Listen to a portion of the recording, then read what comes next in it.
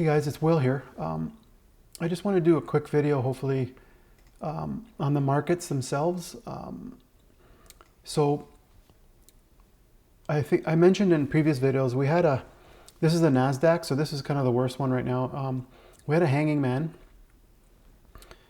and that's where you have, it gaps up, it comes all the way down, and it gets pushed all the way back, almost all the way back up, which you think, is a good strong indicator of bulls pushing, but it's kind of their last gasp, especially after a gap up here. But the next day would be confirmation. So you see a gap down and then you see a huge down candle.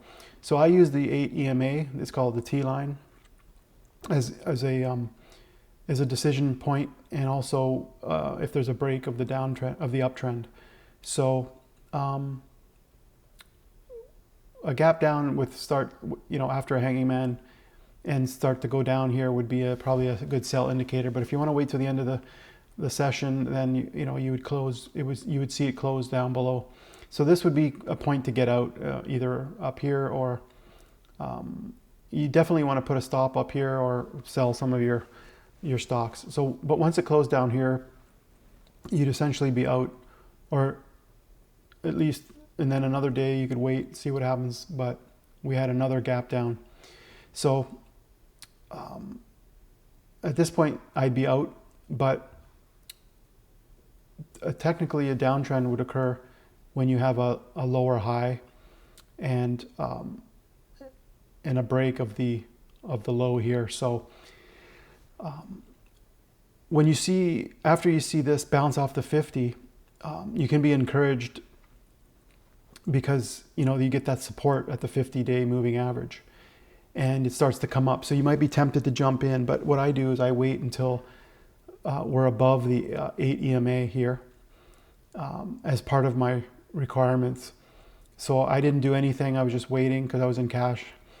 And sure enough, a lot of times you'll see it actually bounce off of the 8 EMA and comes down again. Now you had a bit of support here, a little bit of a break at the 50, but it closed pretty close to the 50. And then once again, we start to see it come up again. So you might be encouraged, but you don't really have, you had a little bit of a price above the 8 EMA here, but not at the close. And also you can see this 3 EMA, which is the exponential. You want that to be above the 8 EMA.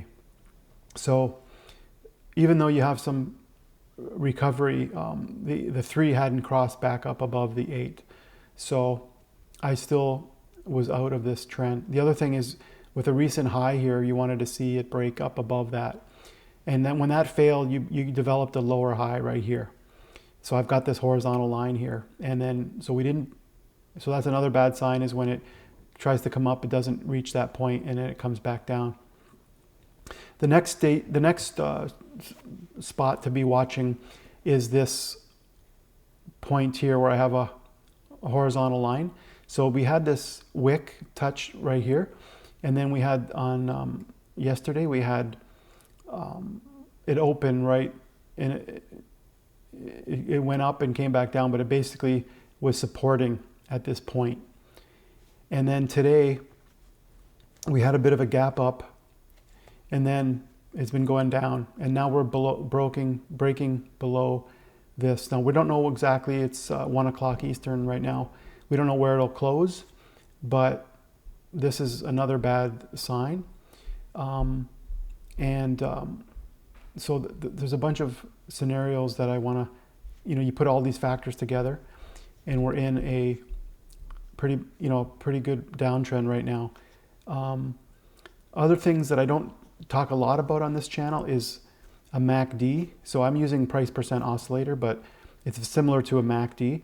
So we had a cross of the MACD here, the daily, and you can see how that would be an indicator to get out at this point. And we're in a continuous downtrend here. There's a thing called the derivative oscillator, and it's kind of increasing in terms of getting better, but still red.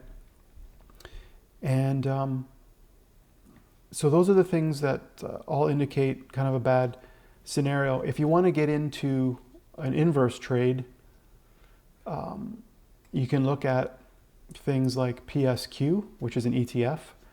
So this sometimes it helps to look at the inverse funds, because if you have any bias, it can help a bit. So what we have here is a big downtrend. Obviously, with the Nasdaq going up a lot, this goes down, and then once we have a break of that downtrend, you don't necessarily want to buy right away. It depends on your risk tolerance and stuff like that. But with a 50 close here, you want to see what it's going to do. So sure enough, it bounces off, comes back down, but then it created this higher low here, and that sets up a trend, a confirmation of the trend. And then, because what will happen is you'll draw a really steep line up here, and then it'll start to pull back. So once you have that higher low, then you've got a point to connect your line with. And then once you break above the recent high, now you've got a confirmed uptrend. And of course, the MACD type thing is the opposite, where you see it cross up. So if we look at the S&P 500, we're close to breaking. We're pretty much at the similar situation. Not exactly quite, but pretty close. We have a downtrend here. We have it try to break. We have a support, and then we're close to, very close to breaking it here. We don't quite have it for the Dow Jones. We still have it above the 50. And for the Russell, we're still above the 50. So it's not quite as bad, just because it hasn't gone up as much as the Nasdaq and stuff like that. So you might want to take a look at inverse funds. SH is the S&P. Normally, I don't like buying when it's really close to the 50, because it's squeezed in there and it might bounce off the 50. But you can see we've established a higher low. So that's all I wanted to say.